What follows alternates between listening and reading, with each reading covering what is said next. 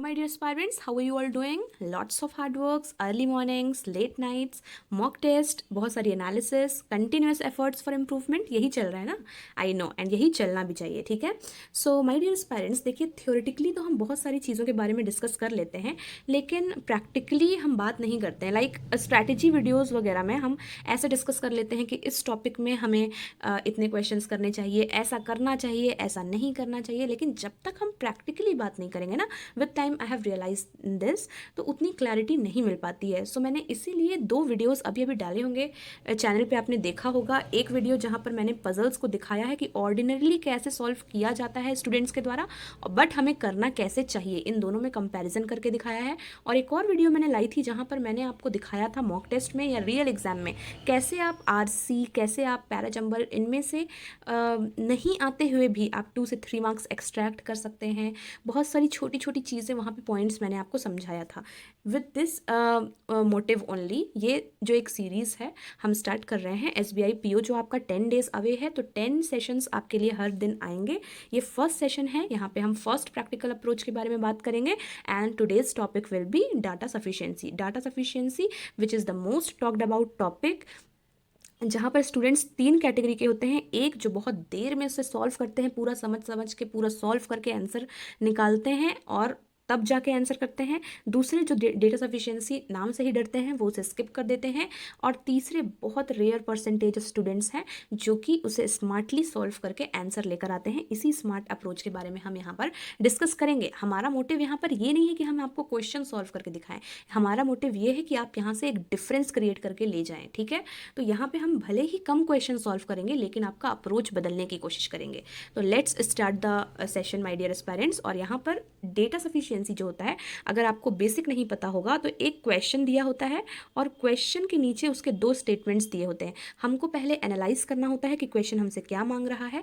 उसके बाद हमको ये देखना होता है कि जो स्टेटमेंट 1 है क्या वो सफिशिएंट है, क्या उसमें जो डेटा दिया गया है वो सफिशिएंट है बिल्कुल इसको आंसर करने के लिए. उसके बाद हम स्टेटमेंट 2 को एनालाइज करेंगे, देखेंगे कि क्या वो सफिशिएंट है. और अगर स्टेटमेंट 1 सफिशिएंट है और 2 भी सफिशिएंट है तो आंसर क्या आएगा? Either of them is sufficient. दोनों अगर सफिशिएंट हैं तो ठीक है कि हम दोनों में से कोई भी चूज करें, हमको आंसर मिल जाएगा.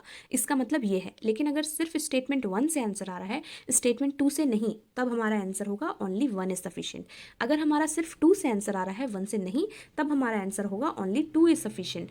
जब हमारा दोनों से आंसर नहीं आ रहा है, तब हम दोनों को कंबाइन करके देखते हैं. और दोनों को कंबाइन करते हुए पूरे अच्छे से एनालिसिस के बाद अगर आंसर आ जाता है, तब हमारा आंसर होगा both of them are together sufficient, एक साथ मिलाने पे सफिशिएंट है. अगर दोनों को मिलाकर भी हमारा आंसर नहीं आता, देन आंसर होगा neither of them is sufficient. I hope I am totally clear. With this let's start our topic. So the first question here is find the circumference of the circle. देखिए first question में हमसे यहाँ पे क्या मांग रहा है? 2πr, that means circumference of the circle. अब हम एनालाइज करते हैं किसको? स्टेटमेंट 1 को एनालाइज करते हैं. कैसे एनालाइज करना है? देखिए, side of the square is equal to radius. तो यहाँ पे लिख लेंगे हम लोग side of the square is equal to radius and the ratio of perimeter of rectangle to square. ठीक है, क्या बोल रहा है? पेरीमीटर ऑफ रेक्टेंगल जो है और पेरीमीटर ऑफ स्क्वायर जो है, इन दोनों का रेशियो कितना दिया हुआ है? 1:2. ठीक है, यहाँ पे और क्या बोलता है? लेंथ और ब्रेड्थ का एवरेज है 30. अगर लेंथ और ब्रेड्थ का एवरेज 30 है तो लेंथ और ब्रेड्थ का टोटल कितना होगा? 60. अगर लेंथ और ब्रेड्थ का टोटल आपको पता है तो पेरीमीटर का फॉर्मूला क्या होता है? 2l+b, तो पेरीमीटर भी आ जाएगा. अगर रेक्टेंगल का पेरीमीटर आ जाएगा तो इजीली स्क्वायर का भी पेरीमीटर आ जाएगा. और अगर स्क्वायर का पेरीमीटर आ जाएगा तो स्क्वायर का साइड आ जाएगा. अगर स्क्वायर का साइड आ जाएगा तो रेडियस भी उसी के बराबर है. और अगर रेडियस आ जाएगा तो हमारा सर्कमफ्रेंस ऑफ द सर्कल निकल सकता है. ठीक है, आई होप आपको क्लियर होगा कि स्टेटमेंट 1 से हमारा आंसर आ रहा है. अब हम मूव करते हैं स्टेटमेंट 2 पे. यहीं पे आपको रुकना नहीं है और ओनली 1 वाले पे मार्क नहीं कर देना है, आपको स्टेटमेंट 2 को भी एनालाइज करना है. अब देखिए, स्टेटमेंट 2 कहता है एरिया ऑफ स्क्वायर इज 324. आपको साफ समझ में आ रहा है कि साइड कितना हो जाएगा? 18 हो जाएगा. ठीक है, length of rectangle is equal to side. ठीक है, लेंथ भी इसी के बराबर हो गया. ब्रेड्थ ऑफ रेक्टेंगल रेडियस के बराबर है, जो ब्रेड्थ है ना वो रेडियस के बराबर है. ठीक है, circle whose area is 364 more than area of rectangle. जो एरिया ऑफ रेक्टेंगल है ना उससे 364 ज़्यादा है। क्या? एरिया ऑफ सर्कल मतलब pi R square. Length into breadth जो है, लेंथ तो आपको पता है 18 है, तो ये 18b हो गया plus 364 is equal to pi B square. क्यों? b क्योंकि r है, तो पाई बी स्क्वायर। तो यहाँ पर देखिए एस्पायरेंट्स, ये क्या हो गया? एक क्वाड्रेटिक इक्वेशन हो गया, और यहाँ से आपको साफ समझ में आ रहा है कि आपको b का वैल्यू निकल जाएगा। अगर b का वैल्यू निकल जाएगा तो r भी निकल जाएगा, और r निकल जाएगा तो सर्कमफेरेंस ऑफ सर्कल भी निकल जाएगा। दैट मीन्स स्टेटमेंट 2 भी सफिशिएंट है।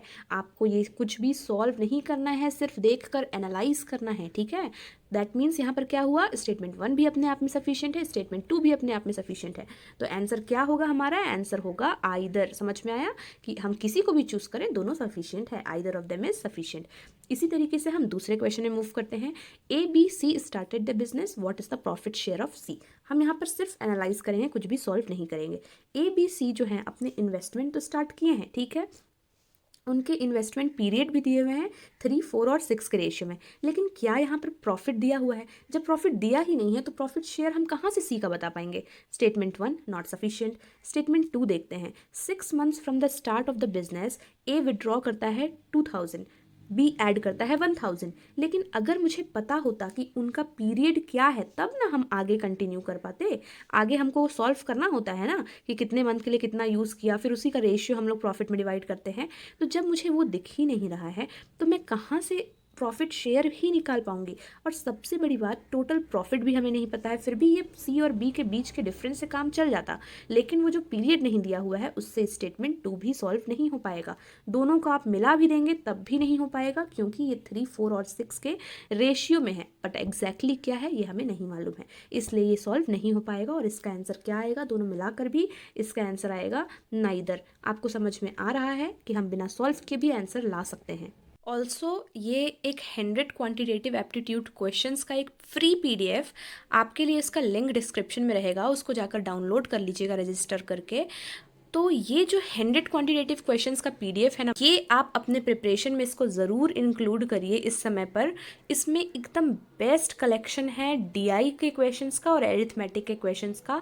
I have just analysed it and I found it very useful. आप एक बार इसको ज़रूर डाउनलोड करके इसको पूरे को सॉल्व करिएगा। भले आप इसे डिवाइड करके सॉल्व करिए, लेकिन इस 10 डेज में अपनी प्रिपरेशन में इसको ज़रूर इंक्लूड करिएगा, ठीक है। With this we let's move to our next question. यहाँ पर क्या पूछा है? Find the marked price of mobile, ठीक है, एमपी हमसे पूछा गया है। हम लोग फर्स्ट स्टेटमेंट को देखेंगे। A shopkeeper gave a discount of 300, ठीक है, डिस्काउंट हमें पता है, प्रॉफिट हमें पता है, कहीं से भी आप मार्क प्राइस निकाल सकते हैं? नो।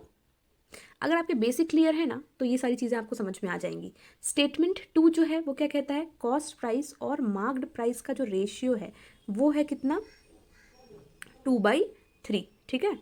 तो एक बात बताइए, ये अकेले से स्टेटमेंट 2 से भी काम नहीं चलेगा, लेकिन अगर आप अच्छे से देखें तो आप जब इन दोनों को जोड़ दें तो क्या हो जाएगा?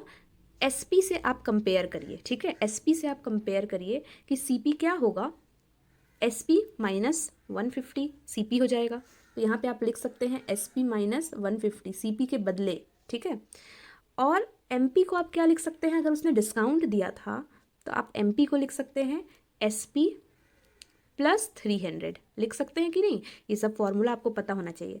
अगर ऊपर भी एसपी रहेगा, नीचे भी एसपी रहेगा, आप क्रॉस मल्टीप्लाई करेंगे तो इजीली आपका क्या आ जाएगा?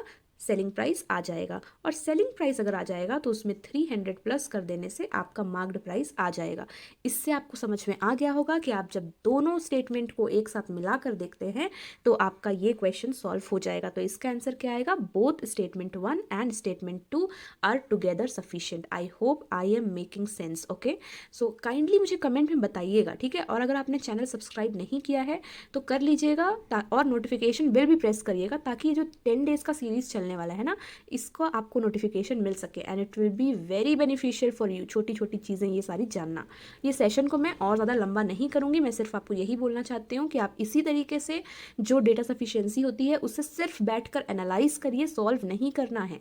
90% ऑफ द टाइम सॉल्व नहीं करना है। बट साथ ही साथ एक बहुत इंपॉर्टेंट चीज़ आपको बताना चाहती हूँ आप जब इस तरीके के क्वेश्चंस देखेंगे, ये अब रीजनिंग हो गया, जब आप रीजनिंग में इस तरीके के क्वेश्चंस देखेंगे तो आप ये मत सोचिए कि आप अपने माइंड में इसे बना सकते हैं, आपको इसको बनाने के लिए सॉल्व करना पड़ेगा, ठीक है। तो अगर डेटा सफिशिएंसी आपके शिफ्ट में आई है, दैट मीन्स वो शिफ्ट टफ होने वाला है आपके लिए।